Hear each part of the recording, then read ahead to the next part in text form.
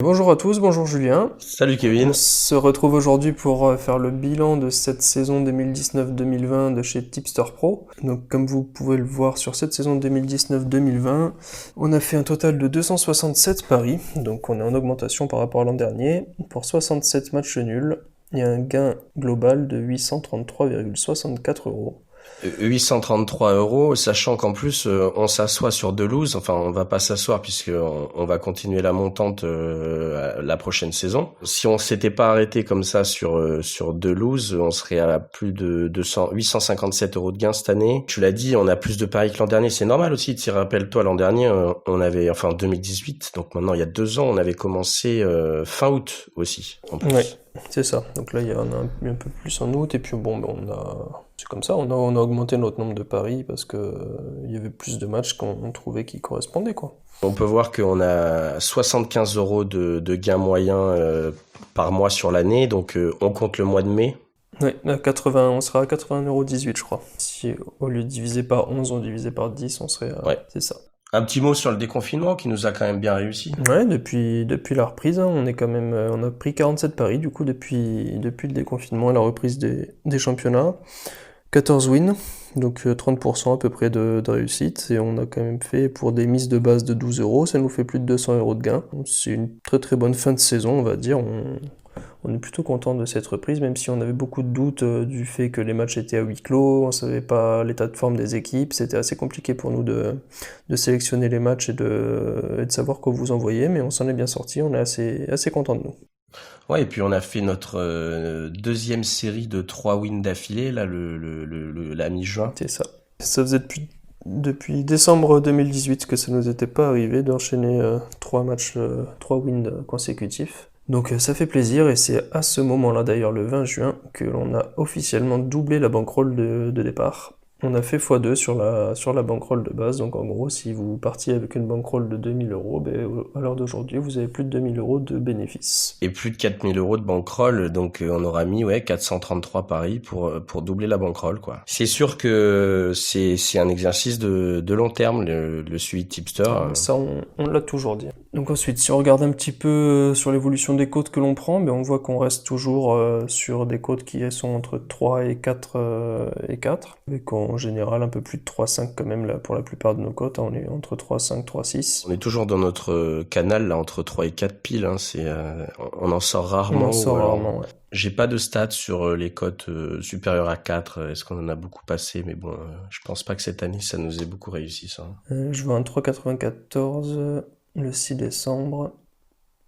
4,06, si on en a passé deux. On a passé le Naples-Salzbourg à 4,10 et le Chelsea-Ajax à 4,04. C'était en novembre 2019. Le Chelsea-Ajax, et d'ailleurs c'est une journée de fou parce que Chelsea-Ajax, il y a 4-4, notre seul 4-4 sur les matchs nuls. Ouais, Et le lendemain, il y a 3-3 sur Zagreb-Shakhtar. ouais, ça c'était les gros scores qu'on a rarement. Ils se sont tous réunis au même moment. Donc on peut voir que on a presque une moitié de nos réussites sur les paris qui se terminent sur des 1 partout. Et après, on s'est quasiment réparti en un quart de 0-0, un autre quart de 2-2, et puis exceptionnellement, ça fait 3-3 ou 4-4. Et là, si tu regardes le match, tu deviens fou. Là, il faut pas être cardiaque. C'est ça. Je crois d'ailleurs que le 1-1 dans le football, c'est le score le plus fréquent, il me semble, hein. C'est pas le 1-0, je crois que c'est le 1 partout. D'où la bonne idée de parier sur les matchs nuls, hein. Ben, tout à fait. Alors, on va regarder un peu la répartition des compétitions par rapport à tous les matchs que l'on envoie. Donc, même si la Ligue 1 s'est arrêtée bien plus tôt que les autres championnats, on voit que cette saison, ça reste notre championnat prioritaire, hein, avec 31% de nos prises de paris. Ouais, on a fait 83 paris sur la Ligue 1, c'est quand même 2 fois plus que toute autre compétition, hein. Ah oui, c'est le double de la Liga là, qui cette année est deuxième avec 47 paris. On reste sur une réussite qui est correcte, on va dire, sur la Ligue 1. On est passé à 25%, c'était un peu mieux l'an dernier, mais on reste quand même sur un match sur 4 qui passe. Ensuite, on voit que cette année, on a beaucoup plus pris en Liga que l'an dernier. C'est sûrement dû au fait que c'était un des rares championnats qui restait au moment du déconfinement. C'est là qu'on a plus regardé et qu'on a plus pris sur ce championnat, tout comme la Première Ligue et la Série A, bien sûr.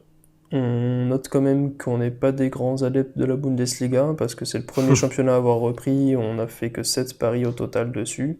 L'an dernier, c'était 4, donc sur les 7, il y en a 5 qui ont eu lieu après le déconfinement, mais je crois que c'était dans les 2-3 semaines où ils ont repris. Après, sur la fin de saison, on n'a plus rien touché. Et d'ailleurs, on voit que contrairement à l'année dernière, 80% de nos paris se basent sur les 4 championnats, la Ligue 1, Liga, Première Ligue et Serie A. Ouais.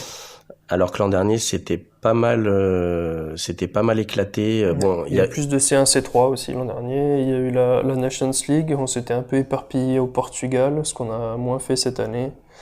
Les matchs internationaux nous réussissent bien, parce que tu vois, on avait 46% de réussite sur la National League l'an dernier. Cette année, on a fait que 10 paris sur les qualifs de l'Euro et on en a eu 4.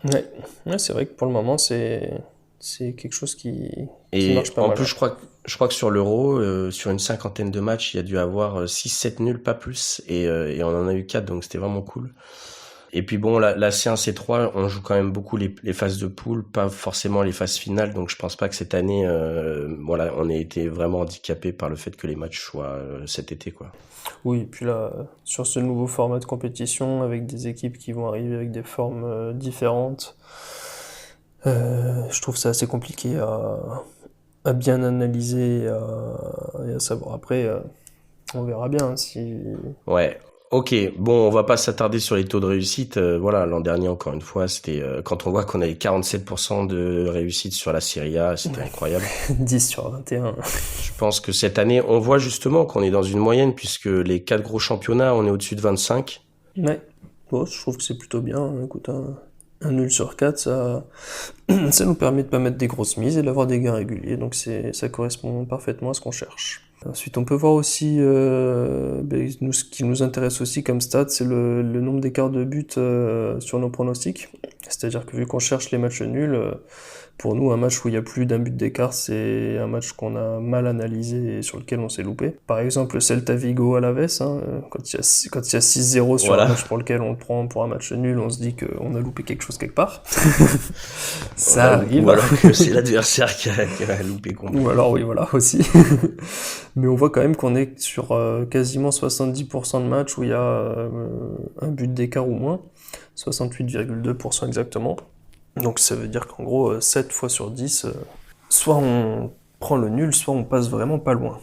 Alors je t'ai pas parlé d'une chose, je serais curieux que tu me dises, à ton avis, bon tu sais, et je pense que les abonnés aussi, ça les fait souvent rager, on a l'habitude de se faire flinguer un match nul dans les 5 dernières minutes. Alors ça, oui, c'est la hantise absolue. Quand on regarde le score à la 85e, qu'on voit le match nul, tu regardes 5 minutes après, voilà.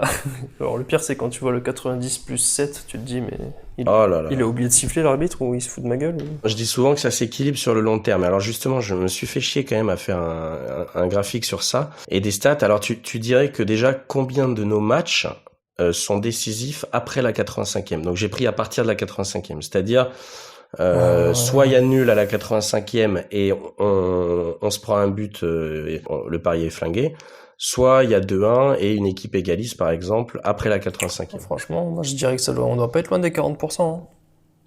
Eh ben pas du tout, ça représente que 14,6% de nos matchs en fait. T'aurais dit 40%? Ouais, j'ai l'impression que ça arrive souvent qu'il y a un but après la 85e ou des fois il y ça a joue à la 0-0. fin. Alors des fois ça peut se jouer sur du 1, ça nous est arrivé qu'à la 85e il y a 0-0 et à la fin du match il y a 1.